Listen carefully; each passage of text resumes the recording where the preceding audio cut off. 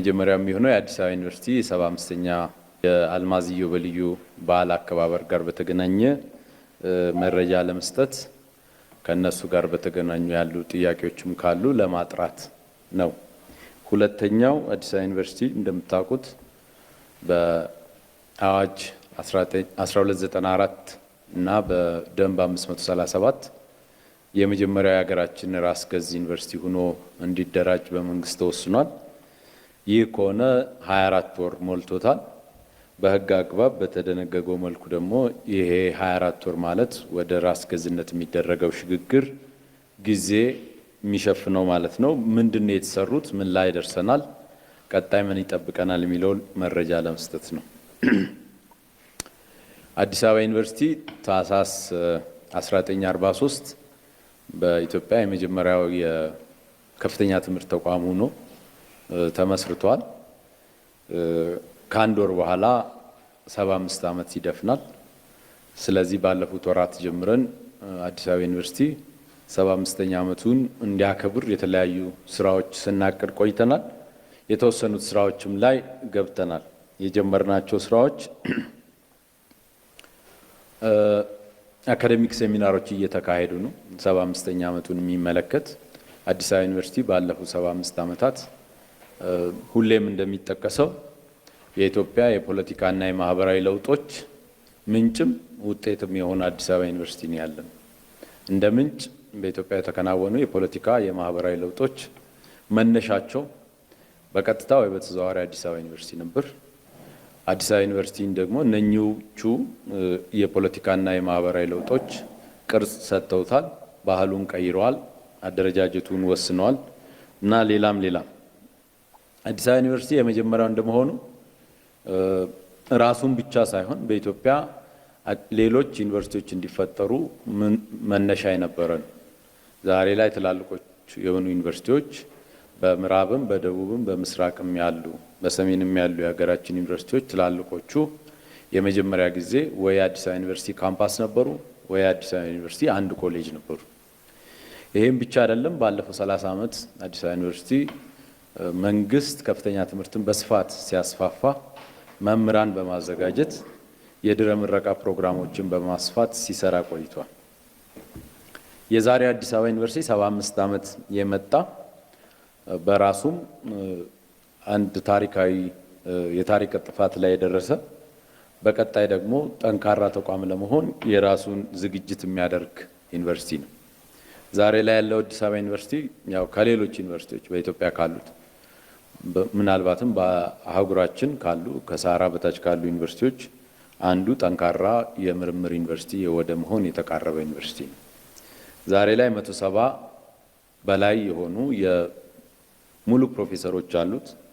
ከ10,000 የበለጡ የድረ ምረቃ ተማሪዎች አሉት። በማስተርስ በፒኤችዲ የሚማሩ ወደ 1 ሚሊዮን ዜጎችን ፈውስና እንክብካቤ የሚሰጥ ትልቅ የማስተማሪያ ሆስፒታል አለ። የጥቁር አንበሳ ስፔሻላይዝድ ሆስፒታል ማለት ነው። አዲስ አበባ ዩኒቨርሲቲ ከከተማ ውጪ ከአዲስ አበባ ውጪ 3 ካምፓሶች አሉት። አዲስ አበባ ውስጥ 13 ካምፓሶች አሉት። በድምሩ 16 ካምፓሶች አሉት። ትልቅ የመንግስት ከፍተኛ ትምህርት ተቋም ነው። አዲስ አበባ ዩኒቨርሲቲ የምርምር የትምህርት እና የማህበረሰብ አገልግሎት መስጫ ተቋም ብቻ አይደለም፣ አገርም የሚወክልባቸው በርካታ ጉዳዮች አሉት። በአህጉር ደረጃ ከግብጽ እና ሱዳን ወንድሞቻችን ጋር በተደረገው የውሃ ዲፕሎማሲ የአዲስ አበባ ዩኒቨርሲቲ ፕሮፌሰሮች በስፋት የተሳተፉበትና ውጤት የተገኘበት ነው። አዲስ አበባ ዩኒቨርሲቲ አገርን ወክሎ የብሪክስ ዩኒቨርሲቲዎች መስራች አባል ነው። አዲስ አበባ ዩኒቨርሲቲ ኢትዮጵያን ወክሎ እንደዚሁ የዘላቂ ልማት ግቦች ሶሉሽንስ ኔትወርክ ጽህፈት ቤት ነው። ይህንን 75 ዓመት የመጣ ዩኒቨርሲቲ አሁን በዚህ መልኩ ከፍ ባለ ደረጃ ለምንድን ነው ማክበር ያስፈለገው? ኢትዮጵያ ሀገራችን በፍጥነት እየተቀየረ ያለ የዲሞግራፊ ዲቪደንድ ያለው ሀገር፣ ኢኮኖሚያዊ ማህበራዊ ለውጡ በጣም ፈጣን የሆነ ከዓለም ደግሞ በሳይንስና በቴክኖሎጂ ገና ብዙ መስራት የሚጠበቅብን አገር ነው።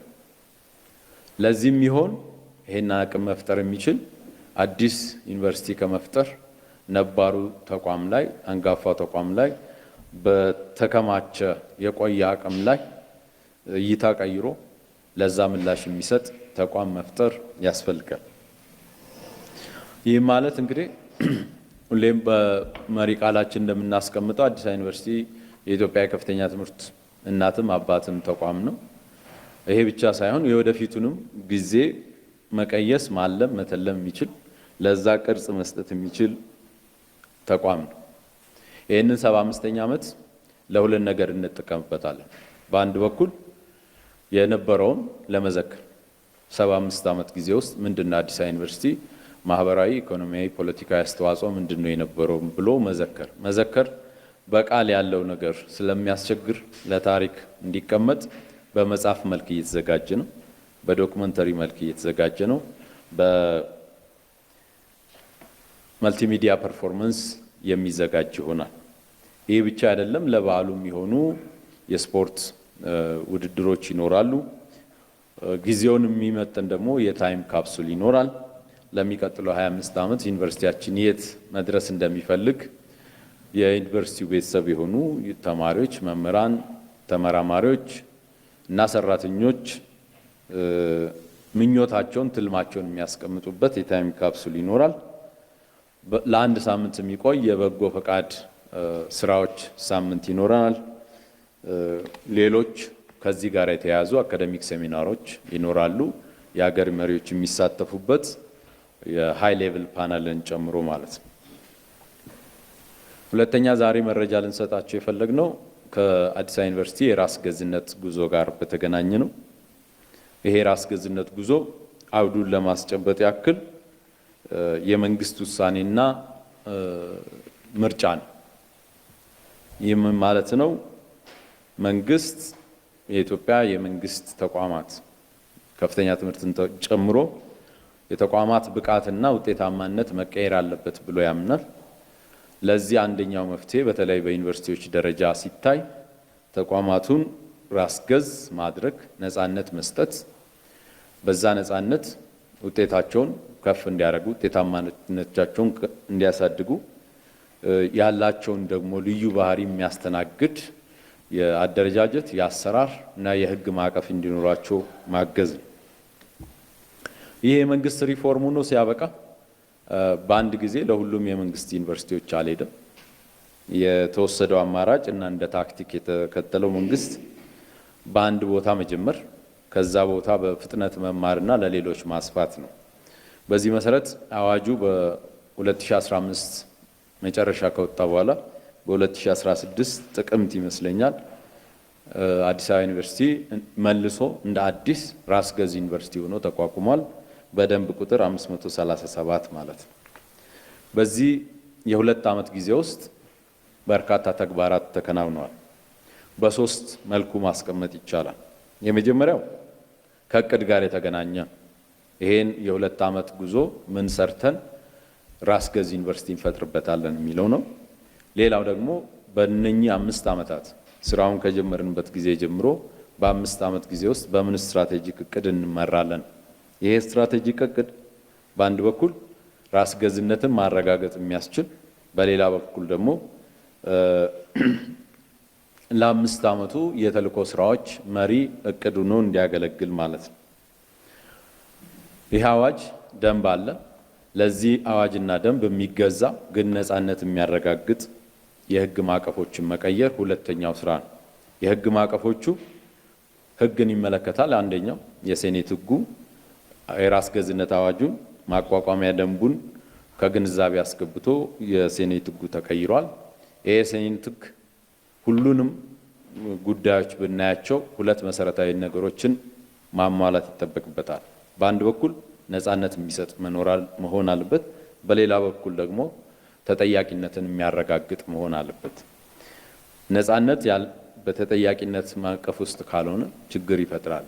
በጣምም ተጠያቂነት ያለበት ነፃነት የሌለው ውጤት አያስገኝም። ነፃነት ያለው ግን ተጠያቂነት የሌለበት ደግሞ ስርዓተ አልበኝነት ስለሚያስከትል የዚህ ሚዛን የሚያስጠብቁ ህጎች፣ ፖሊሲዎች፣ መመሪያዎች፣ ጋይድላይኖች፣ ማኑዋሎችና ማዕቀፎች ባለፉት 2 ዓመታት በስፋት ተዘጋጅተው በሚመለከታቸው አካላት ወይ በስራ አመራር ቦርዱ ወይ በሴኔቱ ወይ ደግሞ በዩኒቨርሲቲ ኤክስኪዩቲቭ ማኔጅመንት ጸድቀው ወደ ስራ ገብተዋል። ሌላው ከዚህ ከራስ ገዝነት እና ከነጻነቱ ጋር ተያይዞ በተገኘው ራስ ገዝነትም ነጻነትም ወሳኝ እርምጃዎች መውሰድ አስፈላጊ ነበር። ዋናው አዲስ አበባ ዩኒቨርሲቲ የአካዳሚክ ልቀት ማዕከልነቱን አስጠብቆ ማስቀጠል ነው። ለዛም ይሆን ተፈላጊና አስፈላጊ የሆኑ ፕሮግራሞችን እንዲኖሩት ማድረግ። ለዚህ እንዲሆን የፕሮግራሞች ግምገማ ተካሂዷል። በፕሮግራሞች ግምገማ ከ500 በላይ ፕሮግራሞች ነበሩ። ስራው ሲጀመር ይህንን በማድረግ ወደ 66 የቅድመ ምረቃ ፕሮግራሞች ብቻ እንዲኖሩ 352 የድህረ ምረቃ ፕሮግራሞች እንዲኖሩ በድምሩ ከ500 በላይ የነበሩትን የአካዳሚክ ፕሮግራሞች ወደ 418 የማሸጋሸግ ይሄ 3 ነገር ይዛል። አካዳሚክ ፕሮግራሞች ጠንካራ ፕሮግራሞች፣ ተፈላጊና አስፈላጊ የሆኑ ፕሮግራሞች ተጠናክሮ እንዲቀጥሉ ማድረግ። ሁለተኛው ተበጣጥሰው ያሉ የተነጣጠሉ ፕሮግራሞች እንዲዋሃዱ እንዲጣመሩ ማድረግ። ሌሎች ተፈላጊም አስፈላጊም ያልሆኑ ፕሮግራሞች ደግሞ ለጊዜው እንዲቆዩ ማድረግ። ይሄ በጣም ወሳኝ ነበር። ምን አይነት ፕሮግራሞች ነው ያሉን ብሎ በመፈተሽ የትኞቹ ናቸው ተፈላጊም አስፈላጊም ለሀገር የኢኮኖሚ የማህበራዊ ለውጥ ስራዎች ለኢኮኖሚው የሚፈለገው የትኛው ፕሮግራም ነው ብሎ መፈተሽ፣ በዛ መልኩ ፕሮግራሞችን ማስተካከል ይገባ ነበር። ሁለተኛው ወሳኝ እርምጃ ለፖሊሲው፣ ለስትራቴጂው፣ ለታቀደው ለተዘጋጀው ስትራቴጂክ እቅድ ምላሽ የሚሰጥ የተቋም አደረጃጀትን መከለስ ነበር። ስራውን ስንጀምር አዲስ አበባ ዩኒቨርሲቲ 12 የምርምር ኢንስቲትዩቶች ነበሩት፣ 10 ኮሌጆች ነበሩት።